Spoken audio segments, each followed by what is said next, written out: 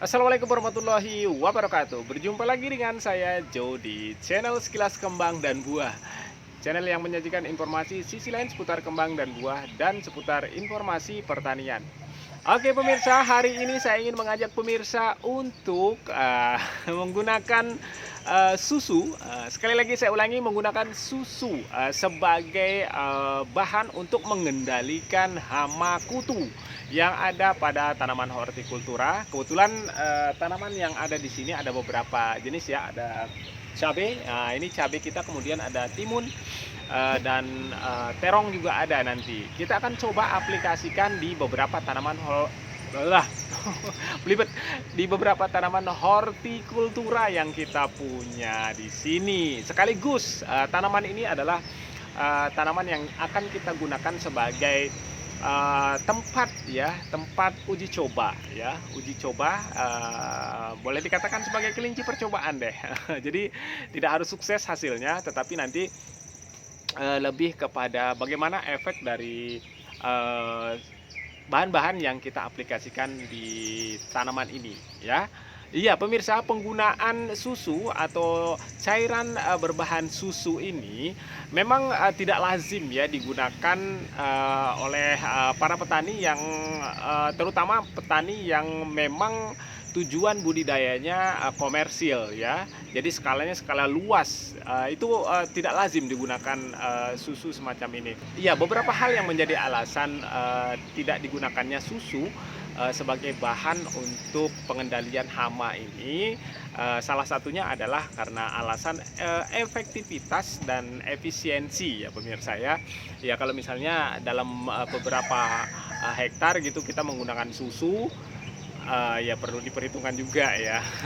Namun demikian untuk para hobis dan petani-petani yang kota gitu, yang skalanya rumah tangga gitu kan, seperti ini skala uji coba, oke lah, enggak masalah ya.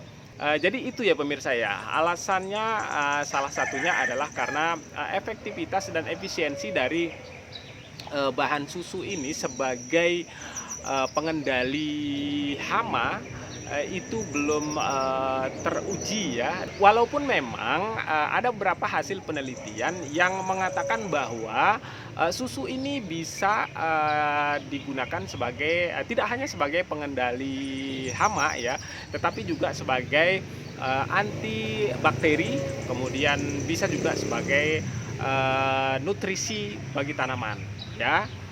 Oke, lepas dari itu pemirsa, kita akan mencobanya untuk mengobati rasa penasaran kita terhadap apa namanya ya, efek susu ini sebagai pengendali hama terutama ya.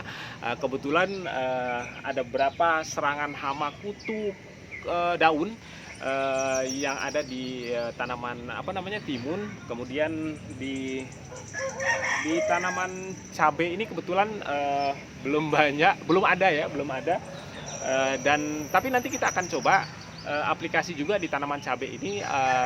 Kalau misalnya tidak ada hama yang ada di sini, nanti susu ini bisa digunakan atau fungsi susunya tidak sebagai pengendali tetapi sebagai nutrisi untuk tanaman ya, untuk memperkuat tanaman dari kondisi lingkungan yang ekstrim. Oke ya pemirsa ya. Iya pemirsa, itulah salah satu alasan saya hari ini mengajak pemirsa untuk bareng-bareng ya mencoba larutan susu ini ke beberapa tanaman ya. Tidak lain dan tidak bukan, tujuannya adalah untuk mengobati rasa penasaran saya dan pemirsa. Mungkin ada yang juga yang penasaran dengan efek penggunaan larutan susu ini terhadap pertumbuhan, perkembangan serta hama yang menyerang pada tanaman kita pemirsa. Terkait dengan pemberian larutan susu terhadap tanaman, beberapa praktisi pertanian organik memberikan saran untuk aplikasi atau metode pemberian susu ini pemirsa, sebaiknya menghindari metode kocor untuk pemberian atau aplikasi larutan susu ini pemirsa. Karena apa pemirsa? Karena kandungan lemak yang ada pada susu ini dikhawatirkan membawa efek yang kurang baik untuk atau bagi media tanam kita ya, media tanam yang kita gunakan. Maka beberapa praktisi menyarankan untuk aplikasi larutan susu ini sebaiknya menggunakan semprot atau spray ya pemirsa ya. Jadi kita akan coba juga menggunakan spray ya pemirsa ya. Nah pemirsa, untuk pertimbangan keamanan, karena larutan susu ini akan kontak langsung dengan bagian tanaman, entah itu daun kemudian batang juga akan kena ya dengan saat kita menyepray atau menyemprot. Maka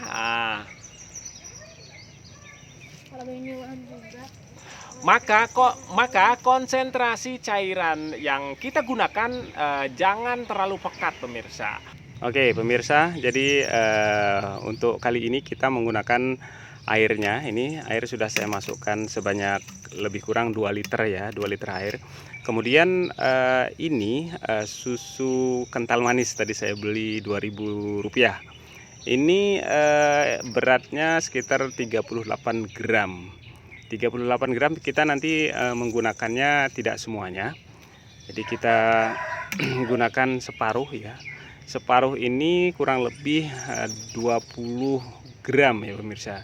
20 gram dulu. Nah, kita cobakan 20 gram ya kurang lebih ya. Ya 38 bagi 2 kurang sih 20, tapi kita pakai 20 ya pemirsa ya, 20 gram. 20 gram ini kalau di sendok makan itu kurang lebih 2 sendok 1 sendok makan, 1,5 sendok makan.